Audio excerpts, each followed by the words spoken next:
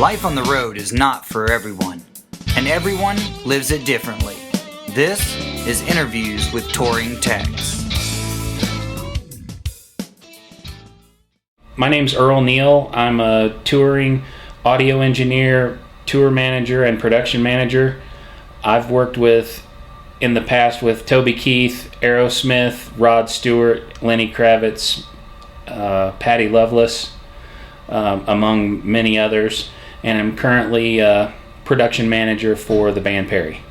How did you get into the music business, and what was your path to teching?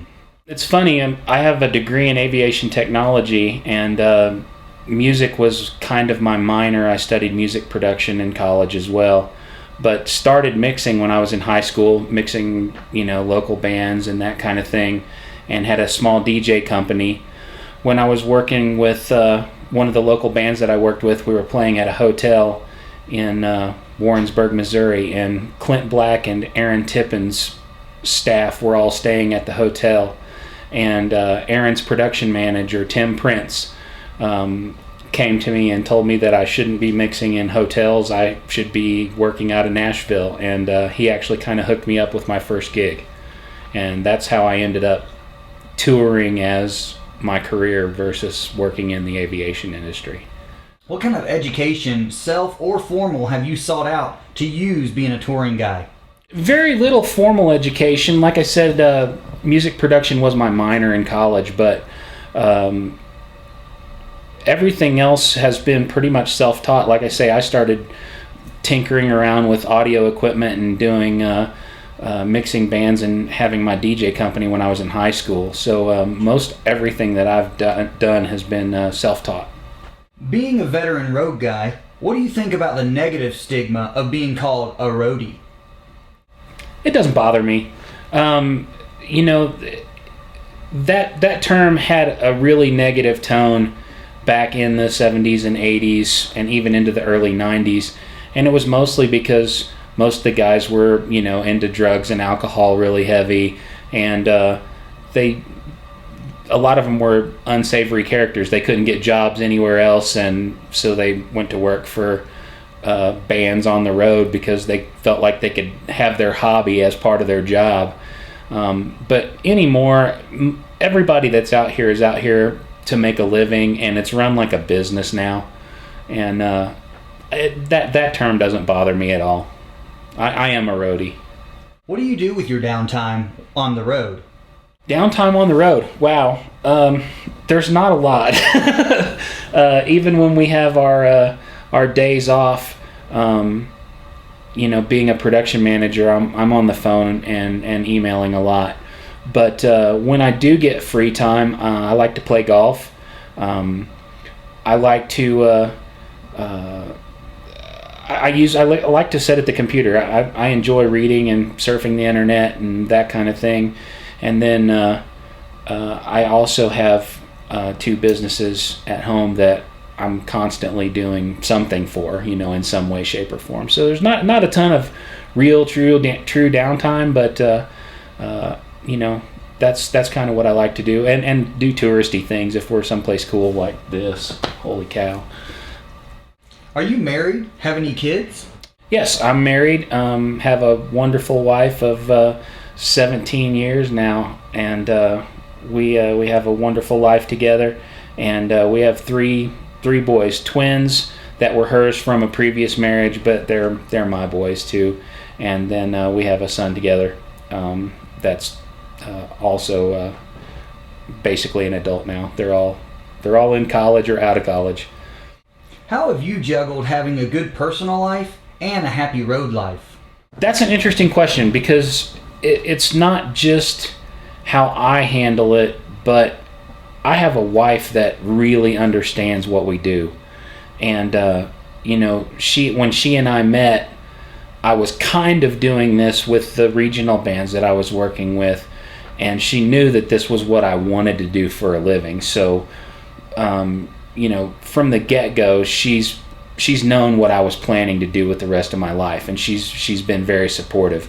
She's a really special person.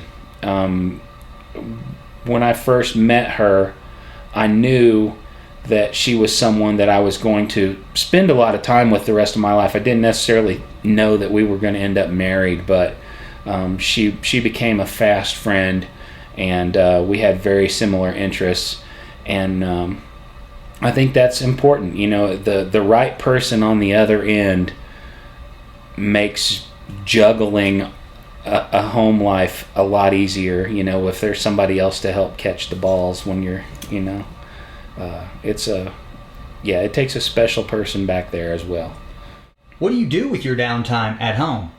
Funny, again, very similar answer to the other question. You know, there's a lot of work away from the show days with what I do, but when I have free time at home, my wife and I are foodies. We love to cook. We love to try new types of food. We love to go out and eat.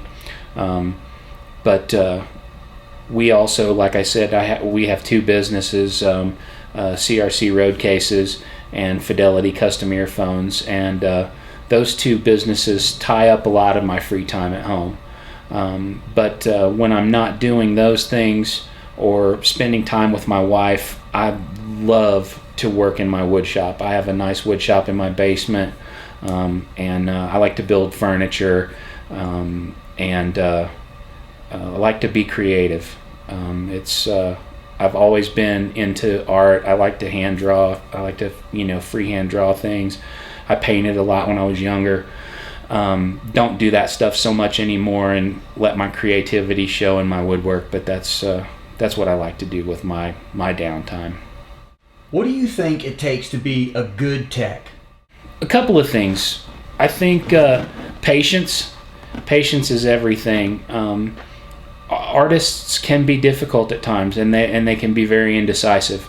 And having the patience to wait them out and to allow them to be the creative part is very important, especially as I've been a monitor engineer for a lot of years, and so many times guys want to tell the artist what they think the artist needs, and I disagree with that wholeheartedly. Let the artist tell you what they think you need, and if that ends up working, then great. If it doesn't, 9 times out of 10 they're going to ask you what you think after that.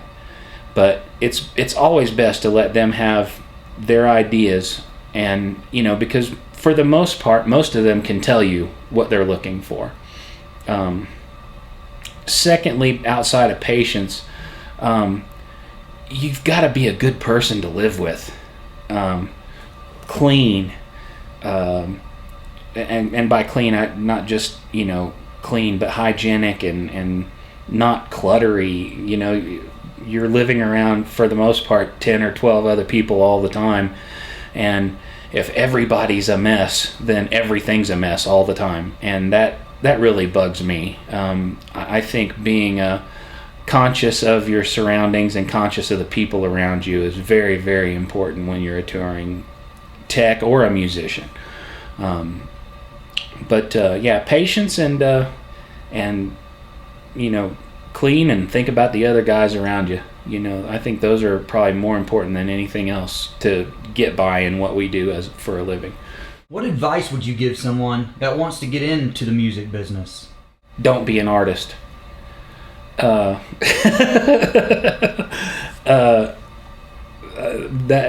I'm completely serious. I think being a touring musician or a touring tech especially is a very rewarding career. I really enjoy what I do. It's a wonderful way to make a living, and you can make a good living at what we do. But being an artist, I've been around them, as a tour manager, production manager. They live longer hours than the techs do a lot of times.